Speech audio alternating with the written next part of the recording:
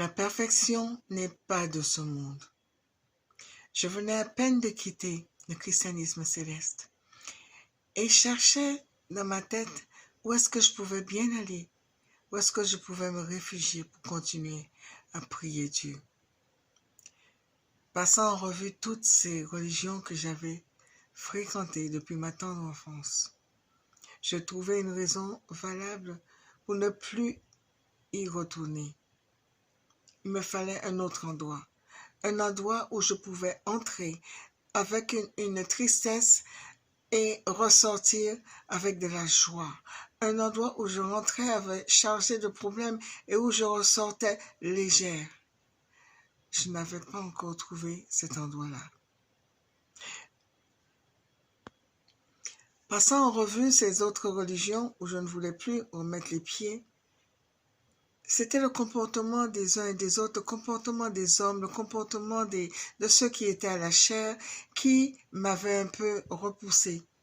Et je me disais que ceci ne devait pas exister, cela ne devait pas exister et il me fallait un endroit autre. Pour donner un seul exemple, si on monte à la chair pour dire qu'il ne faut pas commettre l'adultère, tel qu'il est dit dans la Bible, et qu'après, on se retrouve en plein adultère, je me dis qu'il y a un problème. Et cela suffisait pour me faire partir. Sans doute étais-je un peu naïve. Mais il me fallait un prétexte pour ne plus y retourner.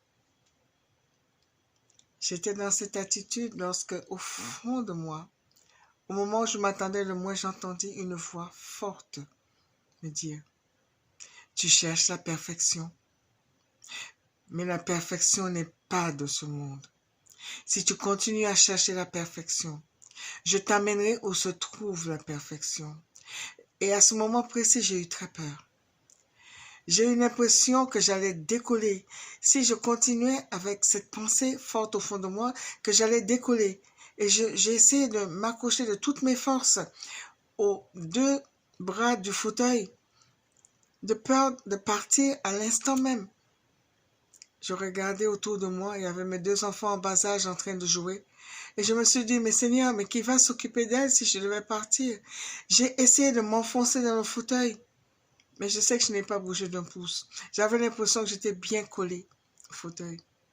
Et aussitôt, j'ai commencé à demander pardon, pardon, pardon. Pardon, Seigneur, je ne cherchais plus la perfection. Pardon, Seigneur, je vais arrêter. J'ai gardé le silence à un certain moment. Et je remarquais que j'étais toujours là. Le Seigneur m'avait certainement pardonné. Et je commençais à réfléchir sur ces raisons qui me poussaient à ne plus y aller.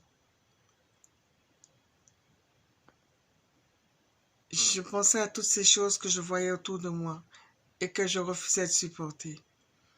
Et alors une chose qui est venue fortement en moi après, c'est la tolérance.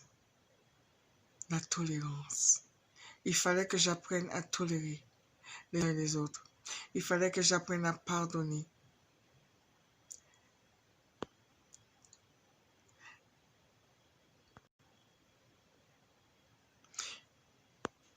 Et je sais que le Seigneur m'a entendu et qu'il m'avait donné la force, qu'il allait me donner la force de tout supporter. Il était important pour moi d'entendre cela, de l'apprendre, pas de la voix d'un homme, mais de cette voix qui parlait fortement en moi. Merci Saint-Esprit. Et alors ma pensée alla vers moi-même, ma personne. Étais-je différente de toutes ces personnes?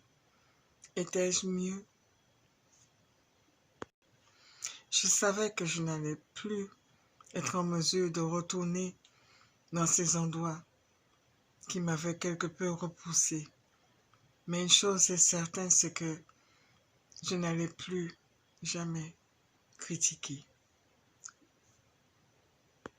Plus jamais critiquer tout ce qui se passait autour de moi, mais remettre cela à Dieu.